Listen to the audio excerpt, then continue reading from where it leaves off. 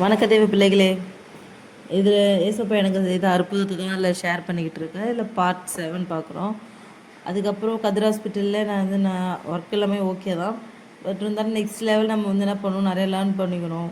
அப்புறம் ப்ளஸ் நம்ம salary increase பண்ணிக்கணுங்கிறதுக்காக அங்கே நான் கிளம்பிட்டேன். அங்கே கிளம்பி ஒரு 1 மந்த் ஜாப் கிடைக்கல. அப்புறம் தங்கச்சி ரூமில் தான் வெயிட் பண்ணோம். அப்புறம் தான் ஏசப்பா என்ன பண்ணிட்டு நான் ஒரு பஸ்ஸில் போயிட்டு இருந்தேன் ஜாபுக்கு அங்கே அலையும் போது. அப்போ ஜான் ஜெபராஜ் பாஸ்டரோட சாங் ஒரு சிஸ்டர் செல்லில் ஹெட்செட் தான் போட்டு கேட்டு வந்தாங்க. பட் அந்த வீடியோவை நான் பார்த்துட்டேன். அந்த வீடியோ பார்த்தோடனே எனக்குள்ளே ஏதோ ஒரு மாற்றம். நான் இப்போ என்ன பண்ணுவேன், இடையில ஜம்பம் பண்ண மாட்டேன். மற்றபடி ஏசப்பா மேலே எனக்கு எப்பவும் போல இன்ட்ரெஸ்ட் இருக்கும். ஜீவனுள்ள நாள்லாம் அவர் தான், அதில் எந்த ஒரு மாற்றமும் இல்லை. இருந்தாலும் நான் ஜபம் பண்ணாமே அப்படி இருந்துட்டேன். ஸோ எனக்கு அது உணர்த்துற மாதிரி இருந்துச்சு. திரும்ப நான் ப்ரேயர் பண்ண ஆரம்பித்தேன், சாங் கேட்க ஆரம்பித்தேன். இப்படிலாம் அதுக்குள்ளே இன்ட்ரெஸ்ட்டாக உள்ளே போனேன். அதுக்கப்புறம் ஏசப்பாவே கொடுத்த ஜாப் தான் அது எனக்கு, மெத்தா ஹாஸ்பிட்டல். சேல்ரி வைஸ் அதெல்லாம் ஒன்றும் குறை சொல்ல முடியாது. Okay, salary wise okay. But அங்கே என்னென்னா டியூட்டி ஹவர்ஸ் ரொம்ப அதிகம். ப்ளஸ் ஒர்க் லோடு, ப்ரெஷரு, சும்மா படின்னுவாங்க. படிக்கலாம், படிக்காமல் இல்லை. பட் நம்ம டியூட்டி பார்க்குறோம், படிக்கணும். நமக்குன்னா அடுத்து நிறைய ஒர்க் இருக்குது, டைம் இருக்காது. டியூட்டி ஹவர்ஸ் வேறு அதிகம். இப்போ 12 ஹவர்ஸ் டியூட்டி. இப்போ மந்த்லி ஒன் வீக் நம்ம 12 ஹவர்ஸ் நைட் டியூட்டி பார்க்குறதுனால ஷிஃப்ட் டியூட்டியில் பார்த்தீங்கன்னா 6 ஹவர்ஸ் டியூட்டி வரும். ஆனால் இங்கே எப்படின்னா நம்ம 12 ஹவர்ஸ் டியூட்டி நைட்டே 14 ஹவர்ஸ் பார்க்குற மாதிரி வருது, 13 ஹவர்ஸ் பார்க்குற மாதிரி வருது. ஷிஃப்ட் ரொம்ப அதிகம். நான் இப்போது சேத்பட்டில் ஹாஸ்பிட்டலு, அங்கேருந்து பூந்தமல்லியில் வீடு ரூம் இருக்குது. ஒரு கேபில் போகிற மாதிரி இருக்கும். கேபில் போகிறதுக்கு எவ்வளோ நேரம், 45 மினிட்ஸ் நார்மலாக போகிறதுக்கு. ஸோ ஒரு வேளை டிராஃபிக் ஆகிடுச்சி அப்படின்னா, ஒரு 1 ஹவர் ஆகிடும். இப்போ மார்னிங் டியூட்டி பார்த்தீங்கன்னா 7:30 to 3 o'clock. இந்த மாதிரி டியூட்டி நான் எங்கேயும் பார்த்ததில்ல. அது என்ன 7:30ன்னே எனக்கு புரியல. மார்னிங் 7:30 to 3 o'clock ஒரு டியூட்டி. ஈவினிங் டியூட்டி பார்த்தீங்கன்னா 1 o'clock to night 9 o'clock. Night duty பார்த்திங்கன்னா night 7 to morning 9 o'clock duty.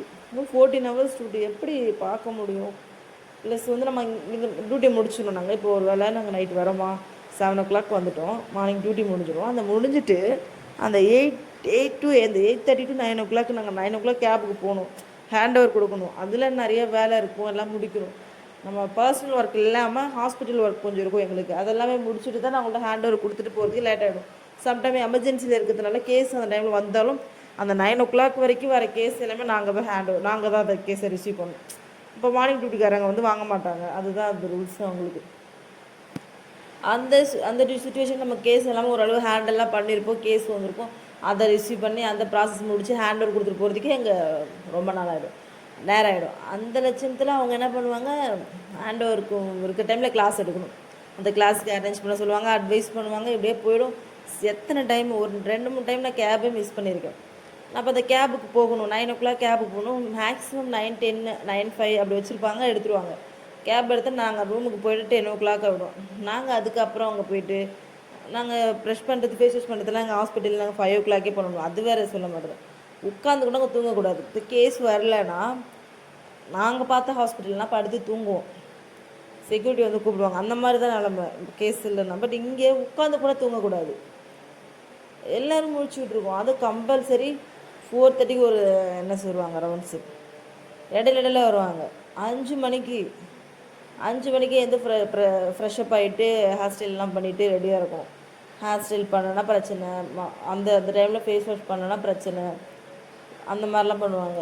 இந்த இவ்வளோ இதில் நாங்கள் ரூமுக்கு போயிட்டு நாங்கள் போய் சாப்பிட்டுட்டு குளிக்கிறதுக்கெலாம் டைம் இருக்காது. சீரியஸாக அப்படியே குளிச்சுட்டு சாப்பிட்ணுன்னா அங்கே டைம் ஆகிடும். அதுக்கப்புறம் நாங்கள் தூங்கிட்டு சரி நாங்கள் சாப்பிட்டுக்கிட்டு படிக்கிறது கரெக்டாக 10:30, 11 ஆகிடும். அந்த டைம் நாங்கள் தூங்கி நாங்கள் இப்போ மறுபடியும் 7 மணிக்கு அங்கே ஹாஸ்பிட்டல் இருக்கணும். இங்கே எத்தனை மணிக்கு கேப் வரும்னா எங்களுக்கு 6 மணிக்கு கேப் வரும். 6 மணிக்கு நான் கேபுக்கு போகணுன்னா நான் ஒரு 1 o'clock முன்னாடி நான் கிளம்ப ஆரம்பிக்கணும். ஏன்னா ஹாஸ்டல் பிள்ளைங்கன்றதுனால அவங்க ஒரு ஆள் குளிச்சுட்டு வந்ததுக்கப்புறம் தான் நம்ம போய் குளிக்கிற மாதிரி வரும். 5 மணிக்கே எழுந்திருக்கோம். அப்போ நாங்கள் படுக்கிறது 11 o'clock, 11:30. ஸோ அங்கேருந்து நம்ம 5 மணிக்குள்ளே வரைக்கும் கால்குலேட் பண்ணால் எவ்வளோ நேரம் தூங்க முடியும்? எப்படி பார்த்தோம் நம்ம 14 ஹவர்ஸ் டியூட்டி பார்த்துட்டு நம்மளாம் ஏந்திருக்க முடியுமா? ரொம்ப கஷ்டமாக இருக்கும் எனக்கு. அதில் தான் ஒன்று மட்டும்தான் எனக்கு ரொம்ப கஷ்டம். இது எப்படியே பார்த்தாலும் நம்ம ஏசப்போ நல்ல ஒரு கொடுக்குறாங்கன்னா அதில் ஏதாவது ஒரு சின்ன இது இருக்கும். பட் அதை வச்சு நம்ம வந்து இது எல்லாத்தையும் மைனஸாக பண்ணுற முடியாது. ஆனாலும் எனக்கு ஏசப்பா நான் அந்த சுச்சுவேஷன் வேலையே இல்லாமல் இருந்தப்போ எனக்கு இது ரெடி பண்ணி கொடுத்தாருல, அதுக்கு தான் நான் ஏசப்பாவுக்கு நன்றி சொல்கிறேன். அந்த இடத்துல சேலரி அதுக்கப்புறம் கரெக்டாக 1 வருஷம் வரைக்கும் எனக்கு அந்த இடம் ஜாபை வந்து நான் ஏற்றுக்கிட்டேன். வேறு வழி இல்லையேன்றது மாதிரி இப்போ ஒர்க் பண்ணேன். ரொம்ப ப்ரெஷராக இருந்துச்சு.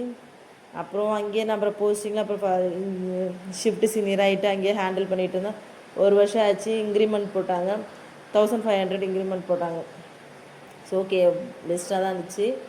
இன்க்ரிமெண்ட் போட்டாங்க 23,000 ஸ்டார்டிங்கில். அதுக்கப்புறம் 25,000 2000 போட்டாங்கம்மா. 2000 போட்டாங்க சேலரி இன்க்ரிமெண்ட். ஓகே, அது வந்துட்டு இன்க்ரிமெண்ட்னா அப்படிலாம் போட மாட்டாங்க. நமக்கு ஒரு ஃபார்மேட் கொடுக்குறாங்க. அதில் நமக்கு யார் நேம் கொடுக்குறதோ அவங்கக்கிட்ட நம்ம பற்றி அவங்க ஒரு ரேட்டிங் போடுவாங்க. டாக்டர்ஸ்கிட்ட போய் ரேட்டிங் வாங்கணும். அந்த ரேட்டிங் பேஸ் பண்ணி தான் நமக்கு சேலரி, அதாவது இன்க்ரிமெண்ட். பேசிக்காக 2000 இயர்லி. அதுக்கேற்ற மாதிரி அவங்களுக்கு 1000 ரூபாய் 500 குறையிறது எல்லாமே நம்ம கேரக்டர் வைஸ் தான். டாக்டர்ஸும் ஸ்டாஃபு போடுற ரேட்டிங் பொறுத்து இருக்குது. எனக்கு 2000 வந்துச்சு. நம்ம 23 வந்து 25 வந்துச்சு. இந்த மாதிரி வாங்கிட்டு இருந்தேன். அப்புறம் பிஎஃப் போய் இதெல்லாம் போக 23 கையில் வரும். இப்படி நல்லா தான் போயிட்டு இருந்துச்சு டியூட்டி. இந்த நிலமையில தான் நான் எனக்கு பிடிக்காத அந்த ஒரு ரீசன் மட்டும் தான். அவ்வளோ ஒரு ப்ரெஷராக இருக்கும். ஏசப்பா அந்த டைமில் சுச்சுவேஷன் கொடுத்துட்டு ஓரளவு ஃபேமிலியை ரன் பண்ணிக்கிட்டு இருக்கோம்.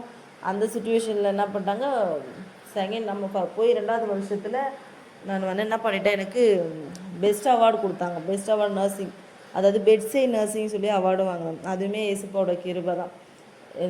அங்கே எப்பயுமே நர்சஸ் டே வைக்கிறப்பெல்லாம் ஒரு டிபார்ட்மெண்ட்லேயும் ஒரு 2 ஸ்டாஃபை செலக்ட் பண்ணுவாங்க. எங்கள் டிபார்ட்மெண்ட்டில் யாருமே செலக்ட் பண்ணல. நான் ஒரே ஒரு ஆள். எல்லா வார்டுலேயுமே எல்லா டிபார்ட்மெண்ட்லேயுமே 2 பேர் செலக்ட் பண்ணாங்க. ஏன்னா எங்கள் டிபார்ட்மெண்ட்டில் சம்திங் ஏதோ ஒரு பிரச்சனை இருந்துச்சு எங்களுக்குள்ளே. எப்படின்னா எங்கள் வேலை பார்க்குற ஸ்டாஃபு மேல் ஸ்டாஃப் ஃபீமேல் ஸ்டாஃப் லவ் பண்ணுறாங்க, அந்த மாதிரி பிரச்சனை போயிட்டு இருந்ததுனால அவங்க எங்கள் இஆர், அதாவது எமர்ஜென்சி வார்டுலேயே ஒரு பிளாக் மார்க் இருந்ததுனால அவங்க யாரும் செலக்ட் பண்ணலை. அந்த சுச்சுவேஷனில் அவ்வளோ ஒரு இதில் இருக்கப்போ என்னை வந்து செலக்ட் பண்ணாங்க. பெட்சைட் நர்ஸுன்னு சொல்லிட்டு எனக்கு அவார்டு கொடுத்தாங்க. எனக்கு அது ரொம்ப ரொம்ப ஹாப்பியாக இருந்துச்சு. ஏன்னா எல்லா டிபார்ட்மெண்ட்லேயும் 2 கொடுக்கும்போது எங்கள் டிபார்ட்மெண்ட்டில் பிளாக் மார்க் இருக்கும்போதும் அதில் ஏசப்பா எனக்கு பெஸ்ட் அவார்டு கொடுக்க வச்சுது. அது எவ்வளோ பெரிய விஷயம். அதெல்லாம் நல்லா மறக்க முடியாத ஒரு மெமரிஸ் அது. அதுவும் இல்லாமல் அந்த நர்சஸ் டே வரைக்கும் அவங்க செலிப்ரேஷன்லாம் வேறு லெவலில் இருக்கும். அதெல்லாம் நான் இத்தனை வருஷம் 4 வருஷம் பார்த்த ஹாஸ்பிட்டலில் நர்சஸ் டேக்கு விஷ் பண்ண கூட மாட்டாங்க அந்த மாதிரி.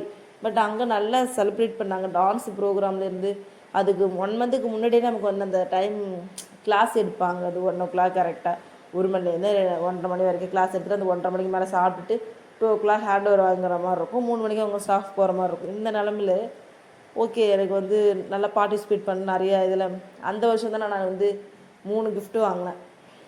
அதாவது இந்த ஸ்டிக்கர் போட்டு வச்சு எடுப்பாங்கல்ல அந்த கேம் ஒன்று, சாக்கு போட்டி, இன்னும் ஏதோ ஒரு போட்டி ஞாபகம் இல்லை. 3 போட்டியில் கலந்துட்டு 3 ப்ரைஸ் வாங்கினேன். அதோட சரி அங்கே அந்த அடுத்த விட்டு வந்தாச்சு. என்னன்னா மேரேஜ் ஆகிடுச்சு. அப்புறம் 2வது வருஷத்தில் மேரேஜ் ஆகிட்டு நாங்கள் அப்பயுமே சென்னையில் தான் இருந்தோம். 3 month வரைக்கும் இருந்தோம். பட் ரெண்ட்டு கொடுத்துட்டு நம்மளால் சமாளிக்க முடியும். அதனால நாங்கள் என்ன பண்ணிட்டோம், மறுபடியும் நாங்கள் நேட்டிவ் பிளேஸுக்கே போயிட்டோம்.